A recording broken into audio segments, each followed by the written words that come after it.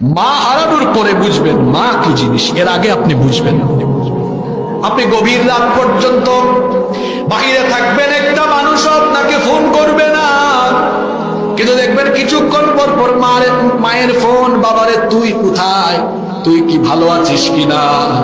এমন আদরের ফোন মা মারা যাওয়ার পরে আপনি আর পাবেন না। মা থাকতে মায়ের খেদমত করেন, মায়ের জন্য টাকা পয়সা অকাতরে বিলীন করে দেন। চিকিৎসা লাগে, চিকিৎসার জন্য যা টাকা পয়সা আছে সব দিয়ে দেন, কারণ আপনি তো টাকা পয়সা না, গোটা জীবনের সম্পদ না, গোটা শরীরের চামড়া খুলে মায়ের জন্য জুতা বানাইলেও এক ফুটা দুধের হক আপনি আদায় করতে পারবেন না। আপনি নামাজি হতে পারেন, মুসল্লি হতে পারেন, হাজী সাহেব হতে পারেন, কিন্তু মা যদি বদদোয়া দেয় আপনার সব শেষ, দুনিয়াও শেষ, আখিরাতও শেষ। মায়ের মর্যাদা বাবার চেয়ে 3 গুণ বেশি। হামালাতহু উম্মুহু, কারণ বাবা পেটে ধরে নাই, পেটে ধরছে কে? ওয়াহানান আলা ওয়াহান, 8 মাস 10 মাস এই বোঝাটা বাবা বহন করে নাই, করলো কে? ফিসালহু ফি আমাইন, 2 বছর বাবা দুধ খাওয়ায়, দুধ খাওয়ালো কে? আপনার গায়ের চামড়া কেটেও যদি মায়ের পায়ের জুতা বানিয়ে দেন, কি বানিয়ে দেন? কি দিয়ে? গায়ের চামড়া দিয়ে।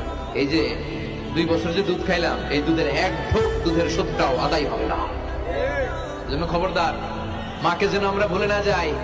মা দোয়া করতে দেরি, ওই দোয়া কবুল হতে। কিছু কিছু একাকিত্ব আমাদেরকে নতুন করে বাঁচতে শেখায়। কিছু কিছু একাকিত্ব এটা আমাদেরকে বোঝায় যায় যে দুনিয়াতে আসলে আপন বলতে কেউ নাই, দুনিয়াতে সব স্বার্থের খেলা, দুনিয়াতে তো আমার একমাত্র আপন একজন, তিনি কে?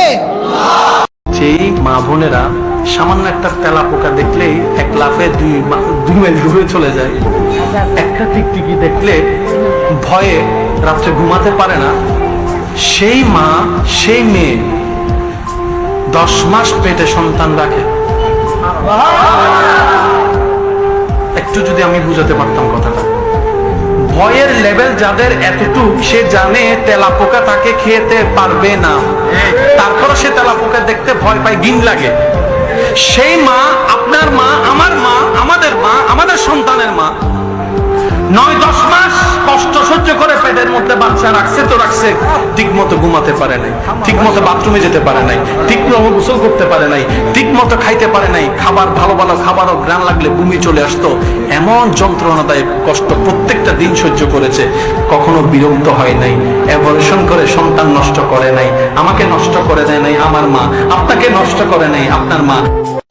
যে মানুষ প্রতারণা করে, মানুষের সাথে মিথ্যা প্রতিশ্রুতি দেয়, মিথ্যা কথা বলে, ধোঁকা দেয় মানুষকে, এই প্রতারক সে যদি নামাজও পড়ে, সে যদি নিজেকে মুসলমান দাবিও করে, নবী আলাইহিস সালাম বলেছেন সে আমার উম্মত না।